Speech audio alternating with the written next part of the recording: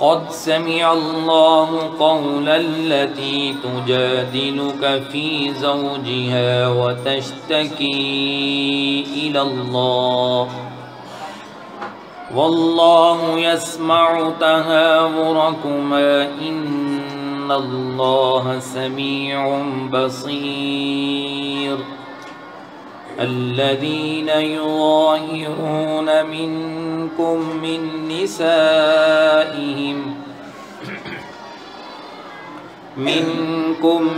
نسائهم ما هن أمهاتهم إن أمهاتهم إلا اللائي ولدنهم وإنهم ليقولون منكرا من القول وزورا وإن الله لعفو غفور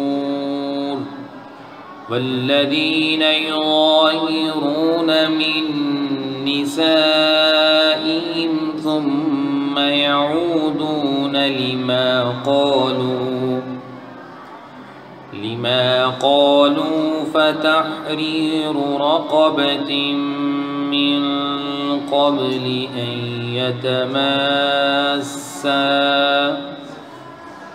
ذلكم توعظون به والله بما تعملون خبير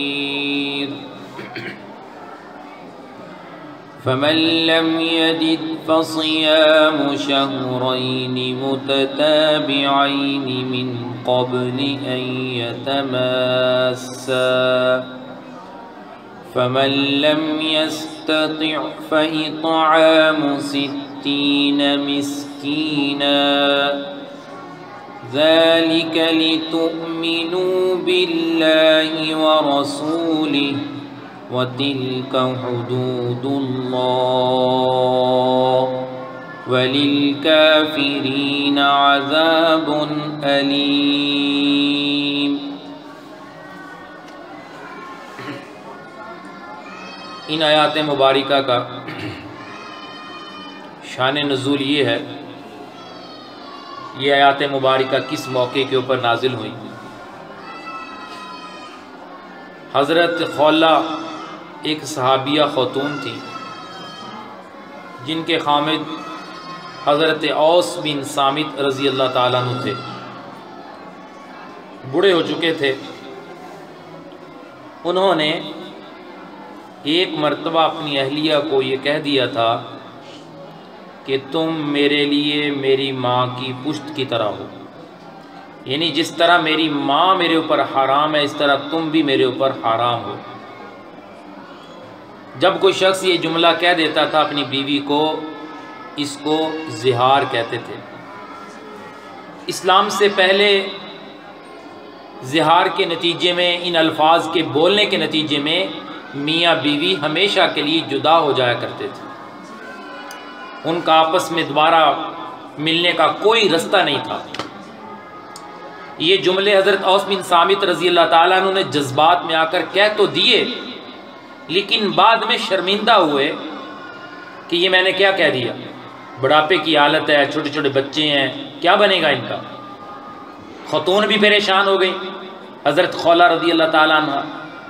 تو اسی پریشانی کے عالم میں سرکار مدینہ حضرت محمد الرسول اللہ صلی اللہ علیہ وسلم کی خدمت میں آتی ہیں، آپ سے پوچھتی ہیں اور ساری صورتحال بیان کرتی ہیں کہ میرے شوہر نے مجھے یوں کہہ دیا ہے۔ آپ صلی اللہ علیہ وسلم فرماتے ہیں کہ اس سلسلے میں ابھی تک میرے پاس کوئی حکم نہیں آیا، اور یہ شبہ ظاہر فرمایا کہ شاید تم اپنے شوہر کے لیے اب حرام ہو چکی ہو۔ تو اس پر خاتون نے نبی علیہ الصلوۃ والسلام سے کہا کہ یا رسول اللہ، میرے شوہر نے مجھے کوئی طلاق تو نہیں دی، ایسا لفظ بھی نہیں بولا جسے طلاق ہو جائے، کوئی طلاق کا لفظ نہیں بولا۔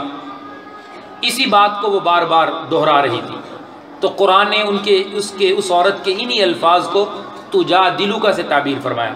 بظاہر اس کا معنی جھگڑنا، لیکن مفہوم یہ ہے کہ جھگڑے کا مطلب آپ سے بحث کر رہی ہے، اس انداز میں کہ بار بار آپ سے یہ کہہ رہی ہے کہ یا رسول اللہ صلی اللہ علیہ وسلم میرے خامد نے مجھ سے کوئی طلاق کا لفظ نہیں بولا.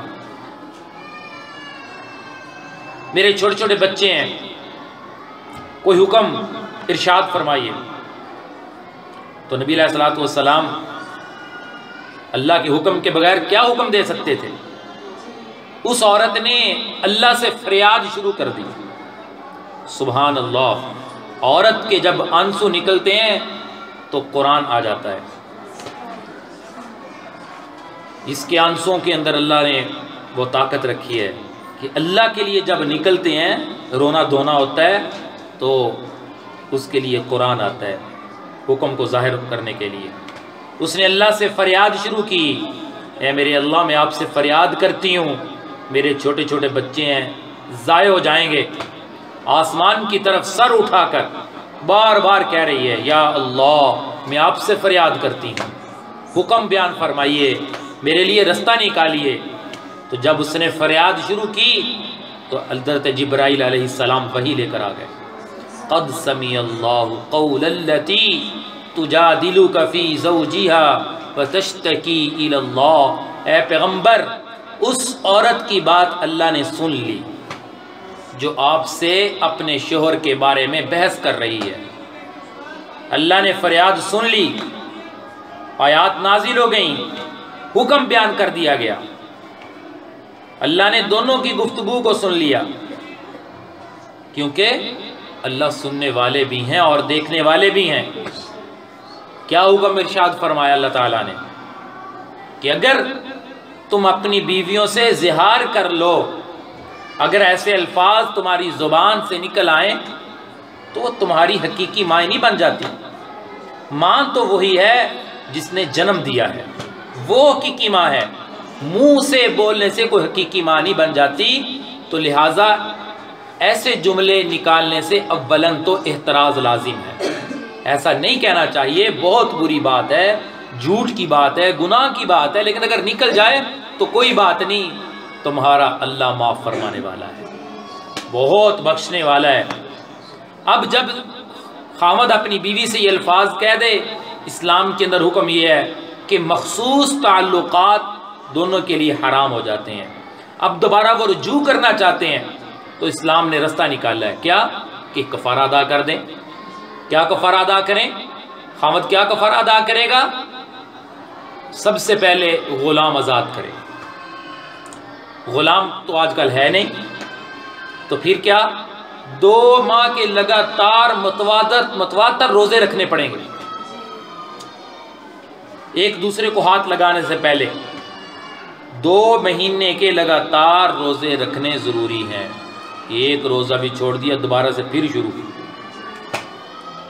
اگر کوئی بوڑھا ہے، اگر کوئی کمزور ہے اتنا کہ روزے رکھنے کی اس میں طاقت ہی نہیں ہے، بیمار ہے، روزے رکھنے کی طاقت نہیں ہے، پھر تیسرے نمبر کے اوپر یہ ہے کہ 60 مسکینوں کو 2 وقت کا پیٹ بھر کے کھانا کھلا دیا جائے تو کفارہ ادا ہو جائے گا.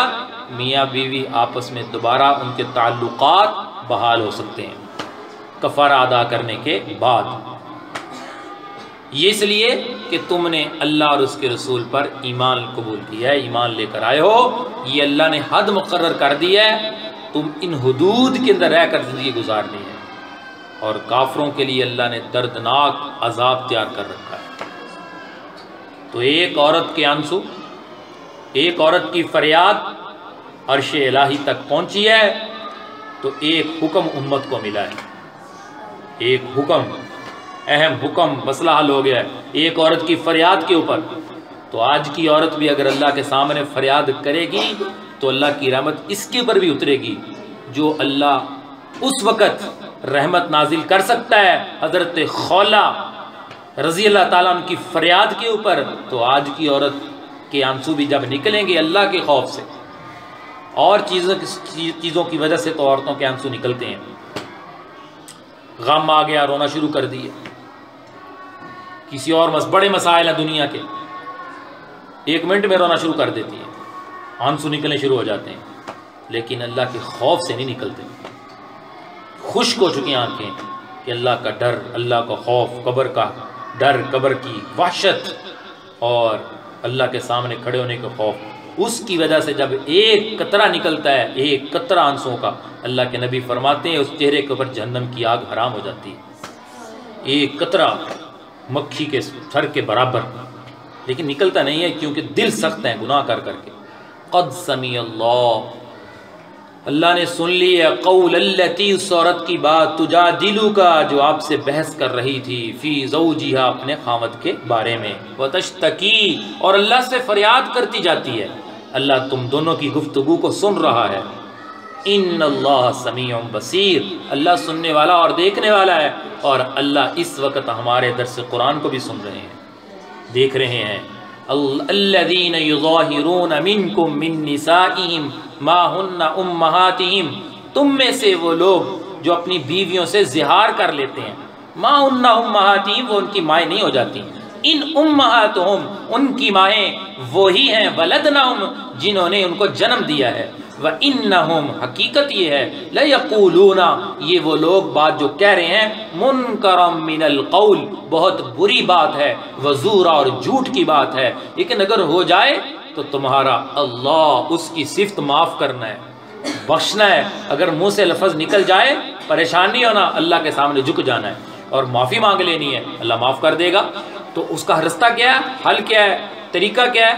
الذین یظاہرون، جو لوگ اپنی بیویوں سے زہار کر بیٹھتے ہیں، ثم یعودون، پھر رجوع کرنا چاہتے ہیں، پھر رجوع کرتے ہیں. تو کیا کرنا ہے انہیں؟ لما قالوا، جو انہوں نے کہا تھا اس سے کیا کرتے ہیں؟ رجوع کرتے ہیں. فتحریر رقبۃ من قبل ان یتماسا، ایک غلام آزاد کریں، ان یتماسا، ایک دوسرے کو ہاتھ لگانے سے پہلے پہلے.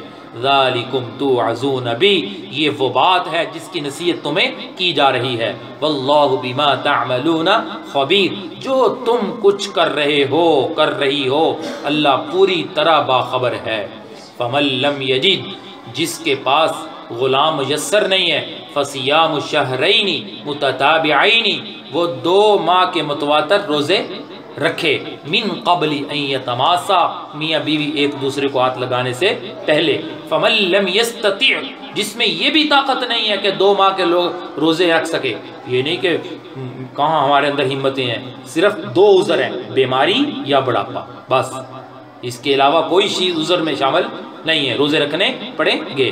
فمن لم یستطع، جس میں یہ بھی طاقت نہیں ہے بڑھاپے کی وجہ سے یا بیماری کی، ایسی بیماری جس کی وجہ سے روزہ رکھا نہیں جا سکتا. فَإِطْعَامُ 60 مسکینہ، اس کے ذمے 60 مسکینوں کو کھانا کھلانا ہے. یہ اس لیے ہے کہ تم اللہ اور اس کے رسول پر ایمان لاؤ، یہ اللہ کی مقرر کی ہوئی حدود ہیں. وَلِلْكَافِرِينَ عَذَابٌ أَلِيمٌ، کافروں کے لیے دردناک اللہ نے عذاب تیار کر رکھا ہے. اللہ سب کی اس عذاب سے حفاظت فرمائے.